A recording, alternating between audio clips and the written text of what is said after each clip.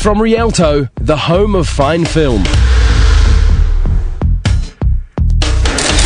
Is war unforeseeable, Minister? Look, for the plane in the fog, the mountain is unforeseeable, but then it is suddenly very real and unforeseeable. Thank you so much. He did not say unforeseeable. You may have heard him say that, but he did not say that.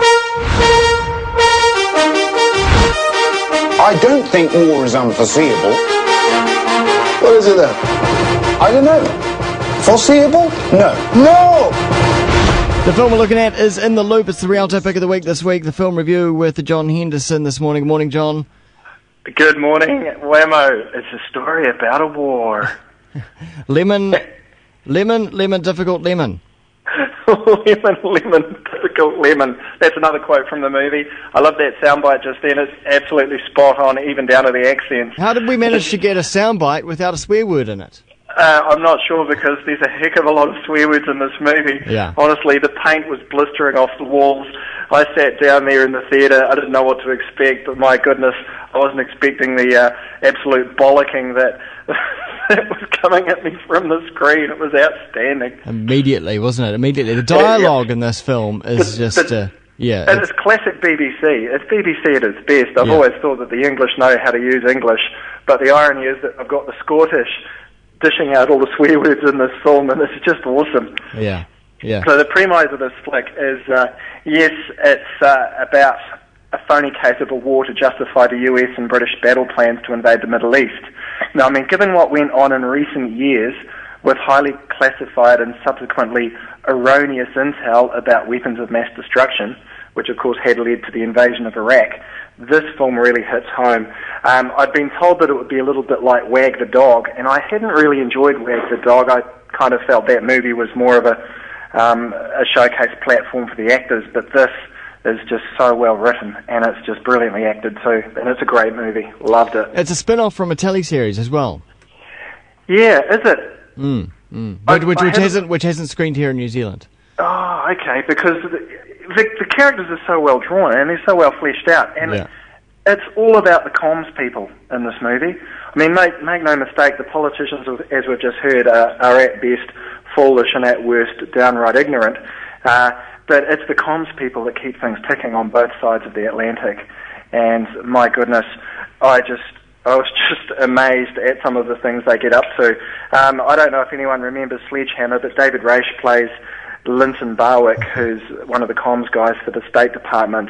And a classic scene out of the film, he's ordering an underling to rewrite the official public record of the minutes of a meeting, just to eliminate dissent. And this is his quote. He says, "They should not be a reductive record of what happened to have been said, but they should be more a full record of what was intended to have been said, which I think is the more accurate version."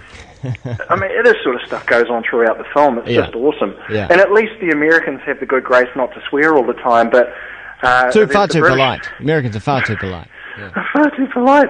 They just stare at you with those kind of cold eyes, whereas the guy in Britain, he is he's a Scottish dude.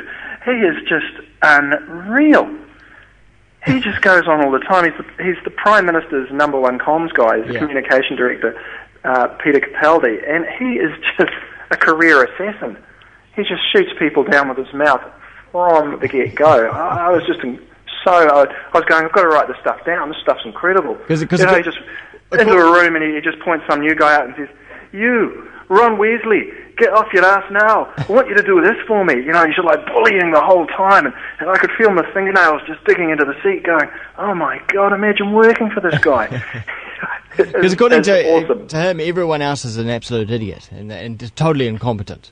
Well, that's his take on the world, and it's quite scary because he is firmly of the belief he can do no wrong. Yeah. He's working as the Prime Minister's hatchet man, and the reality is that he'll create whatever is needed to get what he thinks is the job done. And I mean, maybe that's what happens. I don't know. And in all seriousness, it's a really good insight into the spin doctoring that actually does go on in politics. Yeah, well, I know a lot of comms people that are swearing that it is all true, and it's absolutely making me making my skin crawl as to what journalists are forced to do at times, because, you know, don't you sign some Hippocratic oath, or is that Or is that the doctors? I'm not sure. I mean, it's the same on a smaller scale, but it's the same spin doctoring that's going on at the moment in New Zealand to make John Key look good in the fact that he's sorting out this World Cup rugby bid, when in fact it was him and his government that stuffed it all up in the first place. So, but now he's looking like the good guy because he's sorting it out. But that's spin doctoring.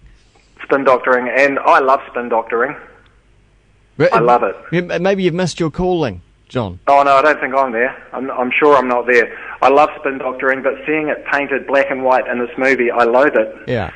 It's a real love-hate thing. This is such a good movie. It's shot in the same way that The Office was shot, as kind of sort of semi-documentary, close-up cameras on faces, bits and pieces like that, and it just goes so well. I went and saw it. I was a little bit tired, and I know that I missed out some great scenes, so I would recommend it's a film to go to fresh.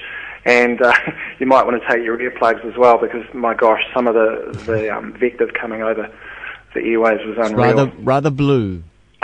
rather brilliant. I loved it. Yes. It was really good. In the Loop, it's a screening right now, and it's one that you don't want to miss, and you might want to see it twice, just so that you can capture some of the gems in the dialogue. Yeah, I'm definitely going again.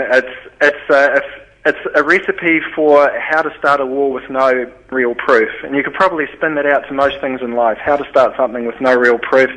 Just dial up your spin doctor. Indeed. Thanks very much, John. Nice one, Wammo. Very funny. A smart, sophisticated committee. Committee? You must have misheard me. I misheard the word committee. There are a lot of words, Karen. Kansas City. Kitty. Itty. Itty? Itty is not a word, Bob. It's about war, Flammable cheese. pros and cons. Perverts. Lubricated horse meat. Oh, big meat. Okay, you've lost me.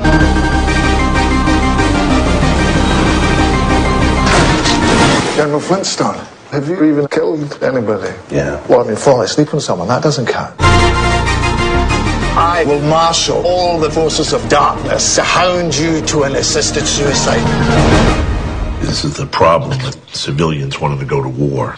Once you've been there, you never want to go again unless you absolutely have to. It's like France. Sweet as. Check out rialto.co.nz for a little more.